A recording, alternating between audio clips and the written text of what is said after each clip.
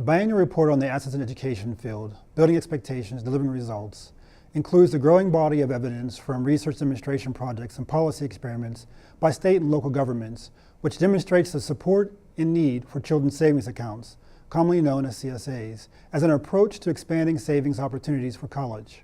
It is the contention of the Assets in Education Initiative at the School of Social Welfare at the University of Kansas that ultimately only a federal policy can assure that all children have access to this opportunity. Here, AEDI Policy Director Melinda Lewis details some of the policy considerations that will affect CSA development, describes current policy innovations in the field, and highlights potential avenues for leveraging existing financial aid investments for greater educational impact.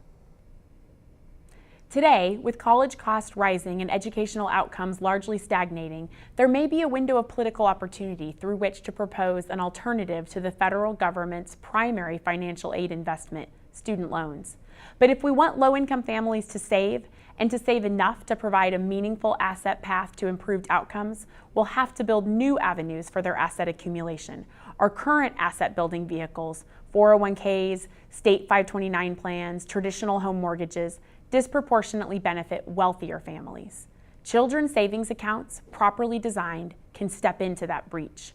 This is where the biannual report on the assets in education field can serve as a sort of blueprint for the development of successful CSA policies, informing critical policy decisions about program design and resource allocation, examining the effects of CSA demonstrations and state and local policy innovations, and analyzing research about the relationship between asset holdings and educational outcomes has revealed some of the key features CSAs must have if they are to help set the U.S. on the road towards greater educational equity and ensure that we can answer affirmatively the critical question: when it comes to financial aid investments, are we getting our money's worth?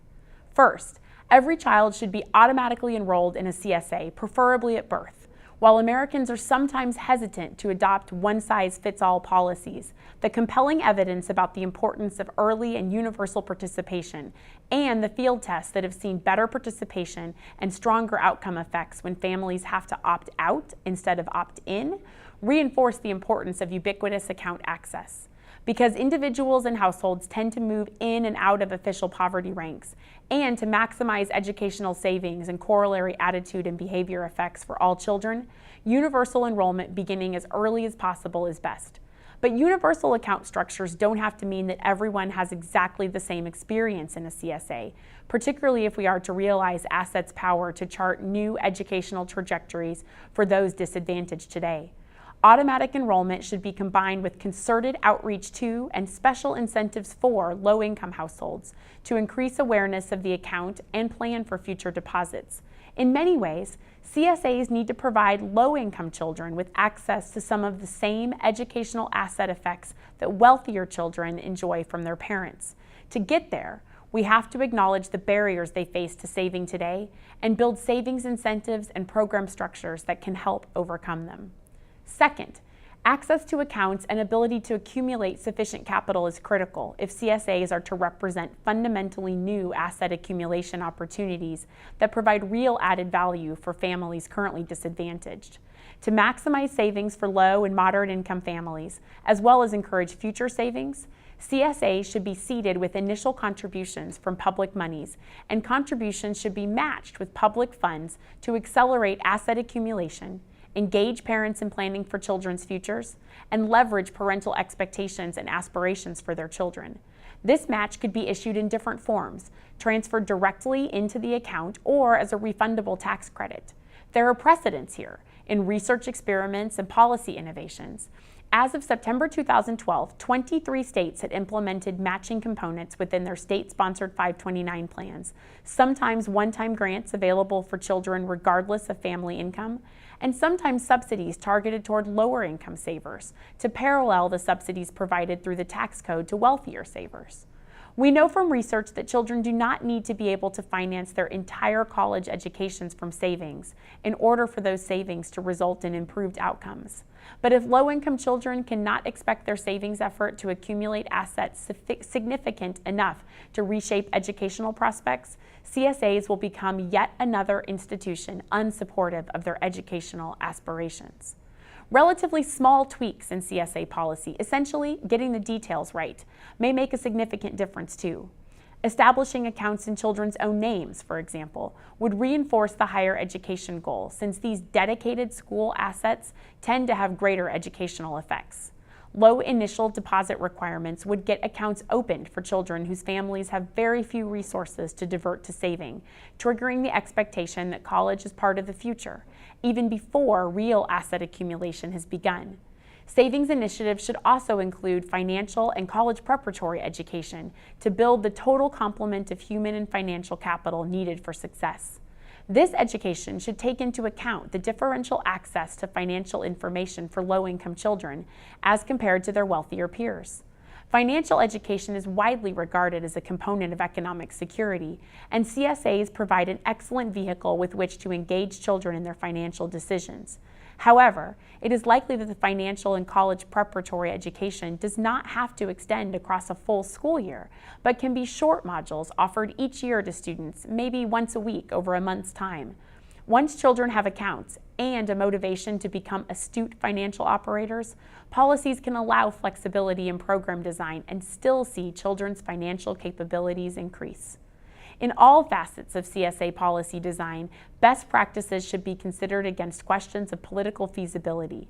For example, while low-income households need supports to help them accumulate asset holdings significant enough to reshape educational prospects, it is clear that a relatively modest initial government deposit at birth, say $500, can generate bipartisan support, while much larger initial sums increase opposition. Policy features designed to promote universal uptake are likely part of the answer then, and early intervention is critical too, as accounts opened at younger ages would allow balances to grow with time and let children reap the attitudinal and behavioral benefits of asset holding. Finally, while the case for CSAs is perhaps most convincing in the realm of the improved educational outcomes that can result from student savings, even college graduation is not the ultimate goal of any financial aid system. Instead, Americans value higher education primarily for what it can bring to students, families, communities, and the entire nation, a stronger economic foundation and the promise of the American dream. Towards this end, CSAs should allow withdrawals for pre- and post-college expenses, transforming the accounts into a valuable savings tool across an individual's lifespan, supporting human capital investment such as enrichment and academic supports while students are in school, and home ownership, retirement, and other asset purchases post-graduation. If we believe that pursuing higher education can result in lifelong improvements in individual and societal well-being, our CSA policy should establish lifelong account structures capable of supporting savings goals from birth to death. Building expectations and delivering results describes some current CSA programs that incorporate many of these key features, often to great effect, including states like Maine that provide matching funds within their 529 plans, San Francisco's Kindergarten to College initiative, and the Seed OK demonstration in Oklahoma, as well as international examples that illustrate the broad appeal of encouraging low-income children and families to save their own money to achieve their own goals.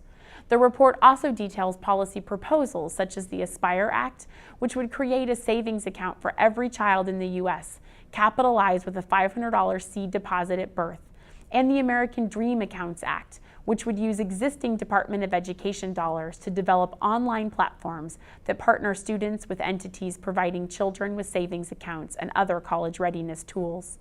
These examples are offered not to provide a definitive answer to critical questions facing U.S. policymakers considering how assets can complement student loans to build a better financial aid system. Collectively, we must consider questions like whether state 529 plans can be modified in order to meet the savings needs and capabilities of disadvantaged children and families, or how to best use incentives to elicit the savings behavior and educational expectations linked to student success. CSAs may be most viable as a national policy alternative if they can be clearly understood to have potential to solve one of our most pressing problems: how to bring college affordability to enough prepared students to increase educational attainment without compromising future economic security for the nation or for individual students. Importantly, this significant policy shift does not require massive allocation of new dollars. For example, it is possible to fund the Aspire Act for only $3.25 billion in the first year. In comparison, the federal cost of student loans is expected to be $36.5 billion in 2013. Further, if asset-based approaches to financing higher education are seen as ways to reduce dependence on debt-heavy ones, then the net cost might be understood to be smaller, particularly in light of the long-term financial effects of outstanding student loans. One option for maximizing monies currently being spent on education is financing CSAs with Pell Grant funds. The Pell Grant program is one of the largest and most important resources for helping low and moderate income students afford college.